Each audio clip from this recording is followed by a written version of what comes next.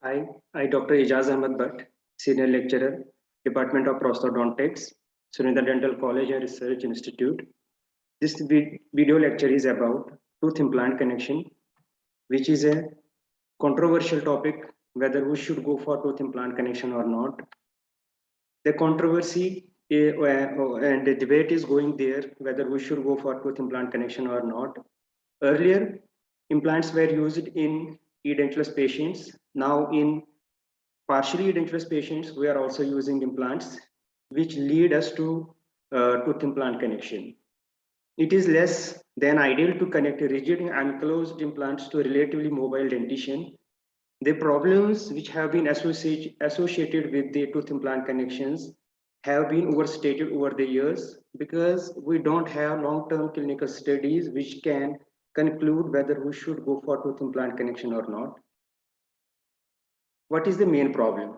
The main problem arises because the natural tooth and the implant have different mobility patterns.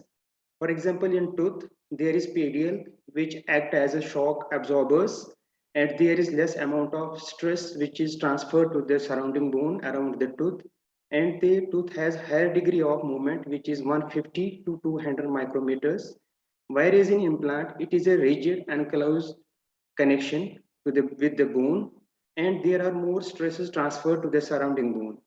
In implants, the movement is very less, which is 17 to 66 micrometers. Reasons why should we go for tooth implant connection? First is when the patient refuses for the bone augmentation and proprioception, when we need additional support for occlusal load, avoid the need for cantilever in prosthesis, and reduce cost of the treatment, split a mobile tooth to an implant, anatomic limitations, for example, pneumatization of maxillary sinus and inferior alveolar nerve if there is, which leads us to for tooth implant connection, and lack of bone for implant placement, papilla preservation for aesthetics, and reduction of the number of implant abutments.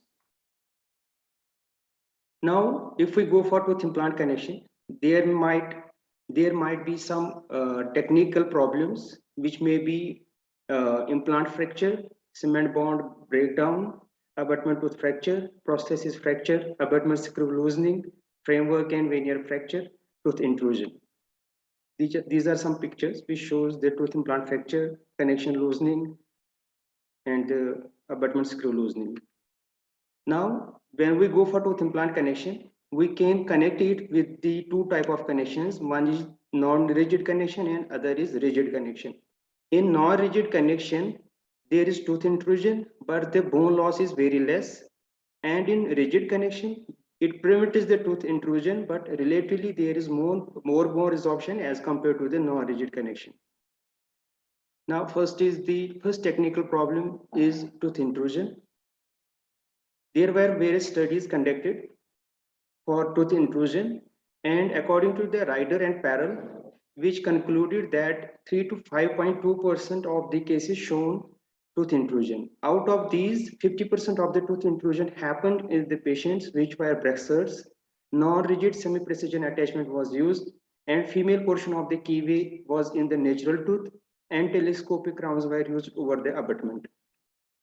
Now, this dilemma can be avoided by proper patient selection, use of rigid connectors, avoidance of placing copings on abutments, and proper tooth preparation, that is ideal tooth preparation, and permanent cementation. Now, biological complications of the tooth implant connections are peri-implantitis, endodontic problems, root fracture, secondary caries, loss of an implant, loss of an abutment tooth, and bone loss. These are some pictures regarding the biological complications. We show here the bone loss around the implant in tooth implant connection. Now, first biological problem is the crestal bone loss. Crestal bone loss is the critical determinant to evaluate the durability of tooth implant connection and implant supported prosthesis. According to the Albrechtsen, he concluded that there was not too much bone loss around the implants in tooth implant connections as compared to the implant supported prosthesis only, which is less than 1.5 mm for the first year and less than 0.2 mm per year after the first year. According to Nerd and et al., they reported more bone resorption around the rigid than around the non-rigid connectors. According to the Ester, he summarized that in some situations, occlusive forces may also affect the bone resorption or bone complications around the implants. And there are various confounding variables, which are bone density and the strength of the occlusal forces, which can also lead to the crestal bone loss. Now, factors and recommendations which need to be considered while we go for tooth implant connection. First, the prosthesis first should be simple, and the tooth should not be a abutment, and there should be reduction of the lateral forces. For example, we should avoid the flexors, and the prosthesis should be retrievable, and there should not be any periodontal condition, and the distance of the tooth from the implant should not be more. There should be less uh, tooth implant distance.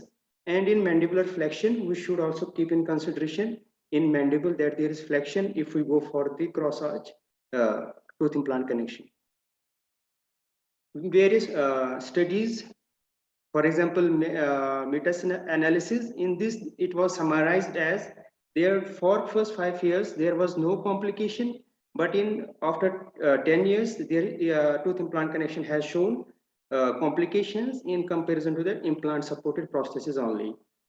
The shortcomings of these studies was that the implant systems which were used in these studies have not been used nowadays, and there is continuous development over the techniques and the implant systems. So these studies can't conclude whether we should go for implant connection or not. Studies which address the survivability of the prosthesis. According to Nikining, he said that if we go for the non-rigid connection, the maintenance is more technical problems. And Lind and et al., he found there is no difference in the failure rate of implants with different prosthetic designs. According to Breger and et al., the survivability after 5 years was 97.5% in implant supported prosthesis and 95% in tooth implant supported prosthesis. Now, it can be concluded that the dentist can and should consider connecting natural teeth and implants. Only limited terminal long-term clinical data exist. Based on a limited number of cohort studies, it can be concluded that connecting teeth to implant is a viable treatment option. Some of the technical failures and complications reported may seem to be irrelevant because of the continuous development of the components and the system of the implants over the years, and the surface texture and the surface modifications of the implants. In order to improve the treatment success rate, it is better to avoid short implants, poor bone quality, and endodontically treated teeth.